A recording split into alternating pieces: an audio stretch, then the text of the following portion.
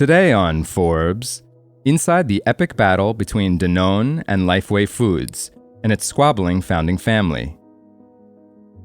Last September, Julie Smolyansky, the CEO of kefir brand Lifeway Foods, saw an ominous email at 4 a.m. Chicago time from Danone, the French-based dairy giant that had first invested in her father's business back in 1999 and currently owns just under 25%.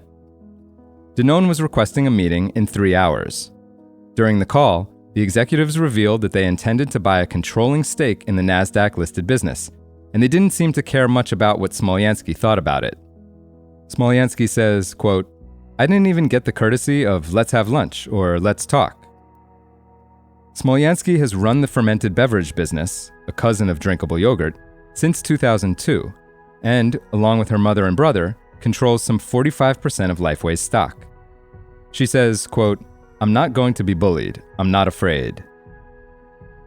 The phone call was the culmination of years of acrimony between Smolyansky and Danone, which Lifeway accuses of a host of nefarious behavior aimed at undermining the business, including blocking the Illinois-based company from expanding internationally and refusing to help it source cheaper raw ingredients.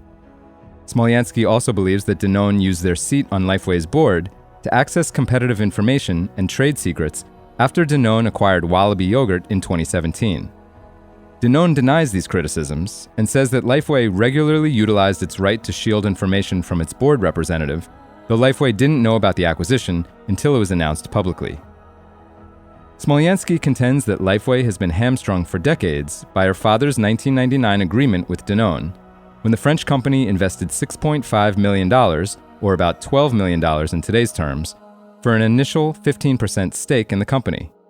She insists that the agreement, and a quote, support agreement, signed in conjunction, took advantage of her immigrant father's lack of a formal business education. She calls Danone, quote, predatory, and says she believes a Danone takeover could ruin the family business and recipe that she's fought so hard to preserve. Danone pushes back, responding that despite the founding family's involvement in Lifeway, it must uphold the rights of all shareholders. A Danone representative tells Forbes, quote, "Lifeway is a publicly owned company and not a family business. Lifeway sought Danone's investment, and without it, Lifeway would not be the company it is today." Following their September call with Smolyansky, Danone offered shareholders a full buyout at $25 per share, a 19% premium over the share price. Lifeway's board, which is chaired by Smolyansky, rejected the offer. 2 months later, Danone upped its bid to $390 million, or $27 per share.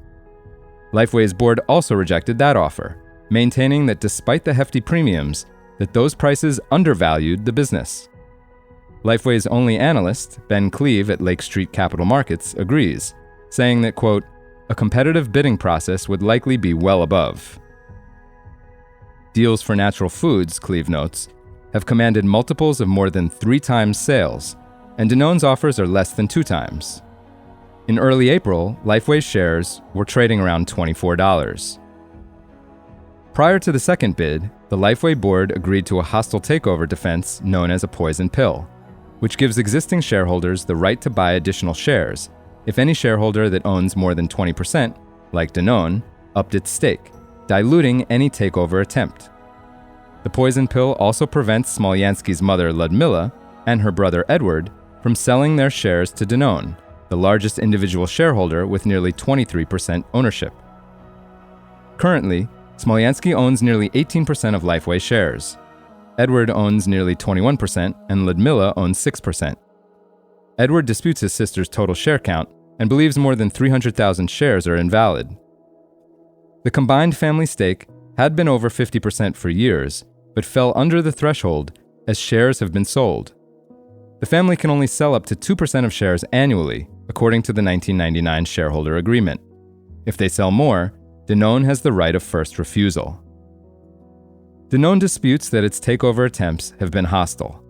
The $29 billion in 2024 revenue dairy conglomerate filed a lawsuit last month in Illinois state court alleging that Lifeway violated its shareholder agreement with Danone by issuing about $7 million worth of shares to Smolyansky in December 2024. Lifeway filed a countersuit a few weeks ago.